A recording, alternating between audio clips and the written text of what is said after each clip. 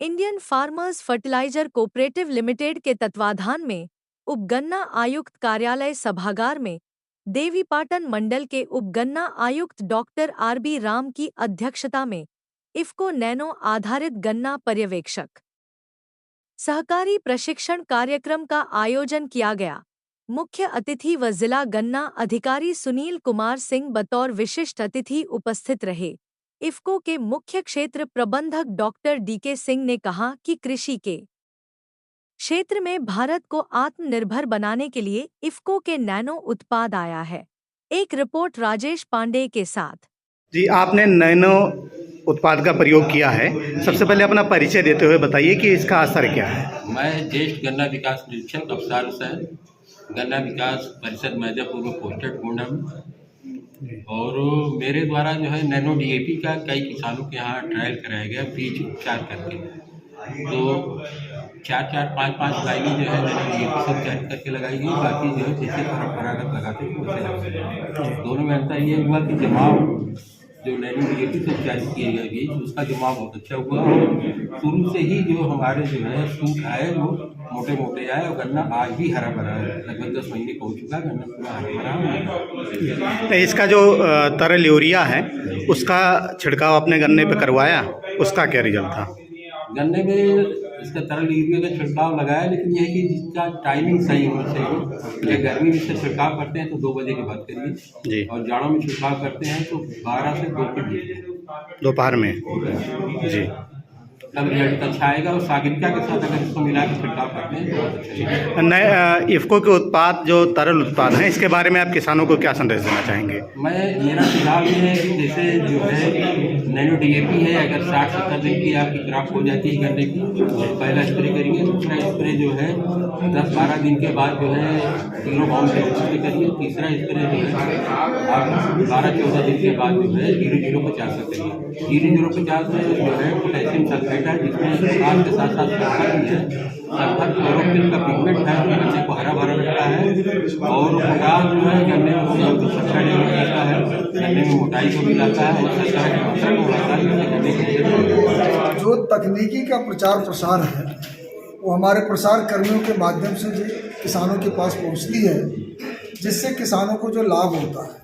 और हमारे गन्ना पर्यवेक्षक जो हैं सबसे निचले पायदान पर जो किसानों से सीधे जुड़े हुए हैं उनको प्रशिक्षित करके जिस तरह से यूरिया का और डीएपी का अंधाधुंध प्रयोग हो रहा है और उनकी मांग निरंतर बढ़ती जा रही है, इसकी पूर्ति कर पाना संभव नहीं हो पा रहा है। साथ ही साथ अगर देखा जाए तो भारी मात्रा में इस पर जो सरकार को सब्सिडी देनी पड़ती है। इस समस्या से निजात के लिए नैनो डीएपी, नैनो यूरिया और इसी तरह के अन्य फर्टिलाइज़र जो उपलब्ध हैं उनको किसानों के पहुंच तक ले जाना उद्देश्य है, ताकि फसल का उत्पादकता भी बढ़े और साथ ही साथ जो हमारा विदेशी मुद्रा जो जाता है सो फॉस्फेटिक फर्टिलाइज़र पर वो भी बचे और जो सब्सिडी देनी पड़ रही है यूरिया पर वो भी बचे और किसानों को सही मायने में उनको ये फर्टिलाइज़र उपलब्ध हो जाए और उनकी उत्पादकता बढ़े।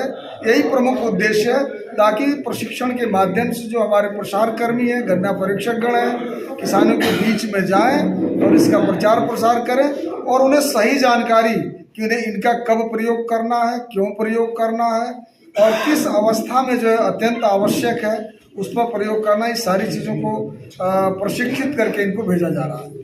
सर, नैनो उत्पाद जो हैं किसान इसके तरफ थोड़ा अभी आकर्षित होना शुरू हुए हैं, इसके बारे में आप क्या कहेंगे? देखिए, कोई भी नई तकनीकी जब आती है तो वह तकनीकी जो है अपनाने में समय लगता है, किंतु धीरे धीरे किसान अब इस चीज़ को समझने लगे हैं कि यह एक सरल विधि है, इस पर कम लागत आती है और आसानी भी है प्रयोग करने में। तो इसका प्रयोग धीरे धीरे बढ़ रहा है।